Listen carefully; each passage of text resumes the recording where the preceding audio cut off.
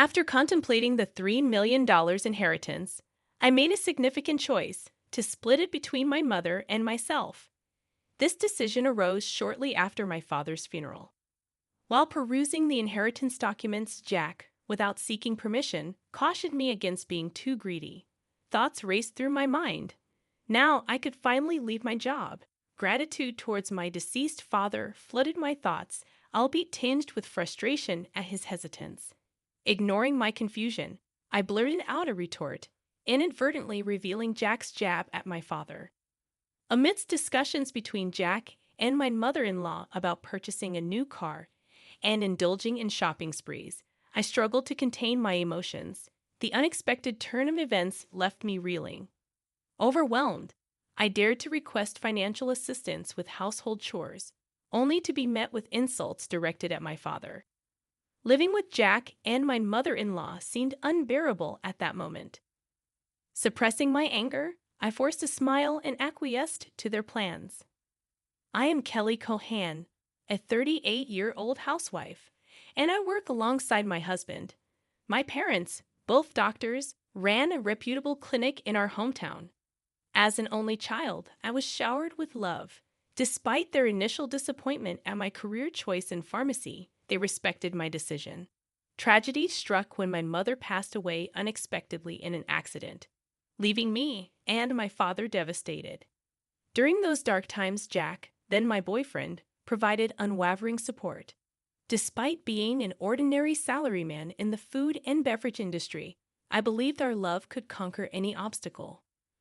My father's approval of our relationship filled me with joy.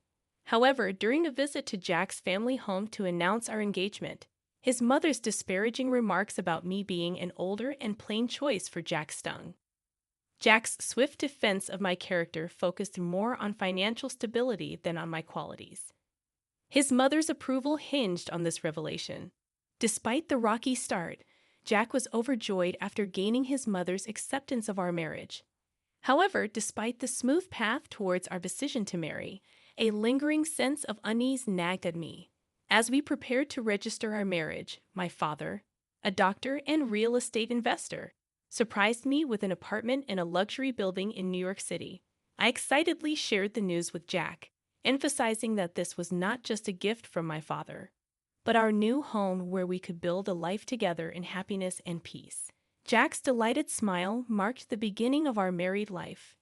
Yet, once married, I began to notice unsettling patterns. Jack, who had lived with his parents until then, seemed almost incapable of household chores. Cooking, operating the washing machine, or even basic cleanliness eluded him. Despite my desire to share responsibilities evenly, Jack's indifference only fueled my dissatisfaction. In our first year of marriage, I shouldered the burden alone, excusing it as part of the honeymoon phase. However, by the second year, overwhelmed by work and household duties, I reached a breaking point. Summoning courage, I confronted Jack about sharing responsibilities, only to be met with dismissive responses. He claimed fatigue from work and admitted to being inept at chores, leaving me to handle them without gratitude or reflection. Despite my efforts, Jack hardly lifted a finger around the house, leaving me to bear the brunt of the workload. But that wasn't the only challenge. Marrying Jack also brought to light his mother's peculiar expectations. Attempting to honor her on Mother's Day with a quality scarf and carnations, I faced her disapproval. She criticized the gift, deeming it unworthy of her standards. Despite my attempts to explain, she remained adamant, insisting on items from renowned luxury brands. Disheartened, I confided in Jack, hoping for support. Instead, he brushed off her demands, instructing me to comply. Consequently, we began offering her cash as she demanded, further straining our relationship. Moreover, as our 5th year of marriage approached, my mother-in-law's visits became more frequent, often coinciding with requests for money. Despite my job, Jack's modest income strained our finances, leaving us barely afloat. Desperation drove me to dip into our savings to ease the burden, even though I harbored frustrations. Yet, understanding Jack's bond with his mother, I persevered, reminding myself of her support during difficult times. In our 8th year of marriage, little had changed. I continued to shoulder all household responsibilities while providing for my mother-in-law. Then, amidst this routine, an unexpected call from my father shattered the fragile equilibrium. Revealing his terminal cancer diagnosis, he urged acceptance of fate. Tears streamed down my face as he gently comforted me, prompting a flood of questions about his own acceptance. Balancing work, household chores, and visits to my father's hospital bed became an intricate dance. While my job offered some flexibility, managing the household proved challenging. When I informed Jack of my intention to care for my father, his response was detached, merely acknowledging the difficulty of the situation. His solitary visit to the hospital mirrored his distant demeanor, leaving me consumed with my father's needs, with little room to consider Jack's. If there was any time to spare, it rightfully belonged to my father. One day, as my father lay in his hospital bed, he unexpectedly inquired about my marriage with Jack. Caught off guard by the question, I couldn't help but ponder Jack's behavior at home and his mother's conduct. My hesitation did not go unnoticed by my father, who offered comforting words, assuring me that I need not endure any hardships and urged me to prioritize my own happiness. Overwhelmed by emotion, tears welled in my eyes, and my father silently but firmly clasped my hand. 3 months later, the inevitable moment arrived, and my father passed away, leaving me engulfed in profound sorrow. Amidst arranging the funeral, Jack displayed no interest in my grief and offered no assistance with the preparations. Despite his indifference, I was too preoccupied with the funeral arrangements to pay much attention to him. The funeral drew many friends and acquaintances, transforming it into a heartfelt farewell, even attended by the seemingly detached Jack and his mother. The day after the funeral, I received a call from a lawyer regarding my father's inheritance. After arranging a meeting and listening to the explanation, I was stunned by the revelation. Despite deductions such as inheritance tax, my father's estate amounted to over $3 million, amassed from his earnings as a doctor and real estate investments.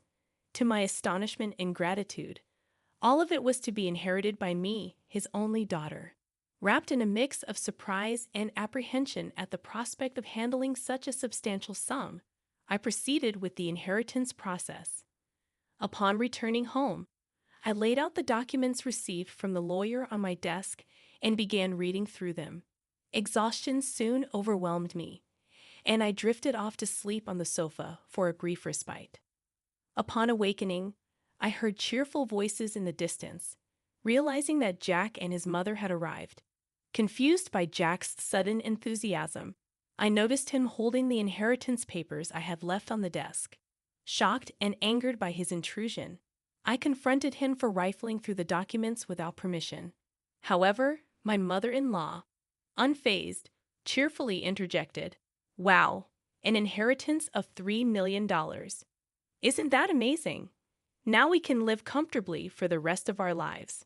Perplexed by her sudden enthusiasm, I couldn't comprehend her words.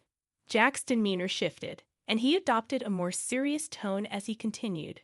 "By the way, about this $3 million inheritance, I've decided it will be split between me and my mom. It was right after my father's funeral." Jack, having perused the inheritance documents meant for me without permission, remarked, "Kelly, don't be too greedy. Now I can finally quit my job. I have to thank that doddering old man." Startled, I inadvertently blurted out, "Doddering old man? Are you talking about my dad?" Ignoring my confusion, Jack and my mother-in-law excitedly discussed plans of buying a new car and indulging in shopping sprees. Unable to contain my emotions any longer, I reached my breaking point. Burdened with household chores and insulted by their disregard for my father, I mustered a forced smile and acquiesced to their plans. My mother-in-law, seemingly satisfied, cheerfully remarked, "That's the spirit, Kelly," quick to agree. "Now make sure you work hard and earn money. I don't want our savings to decrease, so work hard." Subsequently, Jack and my mother-in-law began living extravagantly, almost recklessly, as if they had lost their senses. Jack quit his job hastily, and my mother-in-law practically moved in with us, leaving me to handle all the household chores. They indulged in lavish spending, draining our joint account and my personal savings rapidly. When I protested their excessive expenditures, Jack dismissed my concerns, claiming that with $3 million on the horizon, such spending was insignificant. Fed up, I issued a stern warning. I've already put a stop to it. But Jack completely ignored me. Then, a month later, Jack and my mother-in-law suddenly left for a trip to Hawaii without inviting me, leaving me alone at home. After seeing them off, I decided to take action. About a week later, while relaxing at home, I heard a loud knock on the door. Wondering what was happening, I glanced at the intercom monitor and saw Jack and my mother-in-law, both dressed in aloha shirts, standing at the front door. "What do you want?" I asked calmly and coldly, my anger palpable. Jack yelled back, "What are you even talking about? Why won't the door open?" Seeing them confused, I confidently answered through the intercom. "Well, I changed the locks on the door, so of course it won't open." "What? Why?" Jack exclaimed. "Let's talk over this calmly at the nearby cafe. Please go ahead." "I'll join you shortly," I suggested. After some futile shouting in front of the entrance, Jack and his mother headed to the cafe.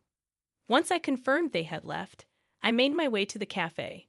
Upon arrival, I saw Jack and his mother, who had arrived earlier, waiting in a state of fury. "Hey, what's this about? Did you change the locks?" "Hand over the new keys right now," Jack demanded. "There's no need for me to give you the new keys. You both need to leave that house," I calmly told them, facing Jack's visible anger. I presented a piece of paper. It was a divorce petition I had already filled out. "Divorce? You're serious about divorcing me?" His mother was equally shocked and bewildered. "Why has it come to this?" she asked quietly, panicked and flustered. "By the way, you've been spending lavishly every day. Are you sure your finances are okay?" I questioned calmly. "What money?" "Of course, it's fine," Jack retorted vehemently. "Your father's inheritance is coming, right? There should still be over $50,000 in our joint account."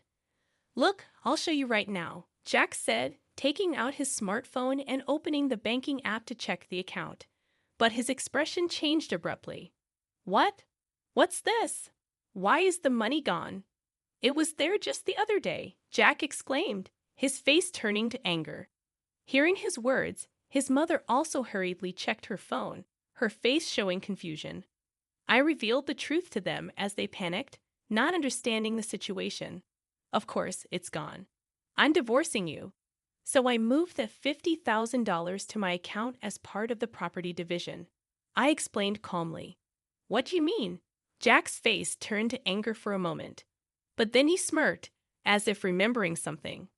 "Fine, I'll divorce you, then transfer the inheritance you got from your dad right away. After all, property acquired during the marriage is split half and half in a divorce, right?" "Well, you might be misunderstanding something," I replied calmly. "Why didn't you know?" "The inheritance I received, even though it was during our marriage, doesn't count for property division." There was a moment of silence between us. Then Jack and his mother's expressions changed drastically. Perhaps they truly believed they would receive part of my inheritance. I was just astonished and could only sigh in disbelief. "No, that can't be true. That's impossible." His mother's face turned red with a mix of denial and anger. "Please, check for yourself," I said mockingly. Jack started frantically searching on his smartphone. "It says here, property inherited by one spouse from a parent is considered separate property. Therefore, it's not subject to division and can't be split between the spouses." Seriously. His mother too looked at the screen in shock. Then Jack approached me, pleading desperately. "Kelly, please don't divorce me. I have no savings and no job. How am I supposed to live if you divorce me?" Faced with Jack's pleading, I spoke to him clearly and firmly. "What are you talking about? Take responsibility for your actions. I will never forget how you both treated me. I'm divorcing you. I'll go to court if I have to." Intimidated by my fierce demeanor, which they had never seen before, Jack and his mother shrunk back in fear, whimpering softly. Leaving the two of them dejected, I walked out of the cafe. Later on, Jack and I were able to go through the divorce proceedings without any issues. The $50,000 I had moved from our joint account was recognized as part of the marital property division. Eventually, I managed to get Jack and his mother out of my house. Jack, having already squandered the money from the property division, found himself penniless. Furthermore, he was overwhelmed with bills from the overseas trip and other expenses he had paid for with his credit card. Quickly sinking into debt, Jack and his mother had to take on even more debt to make these payments, and they now live in a rundown apartment, working tirelessly every day to pay off their debts. The stark contrast to their former lavish lifestyle has been a huge shock for them. On the other hand, I sold a condo I used to share with Jack. Then, I moved into the apartment that used to belong to my father. I continue to work as before, but with the inheritance I received from my father, I am living a comfortable life financially. With gratitude to my late father in my heart, I want to start anew and cherish my life ahead. I aim to protect my happiness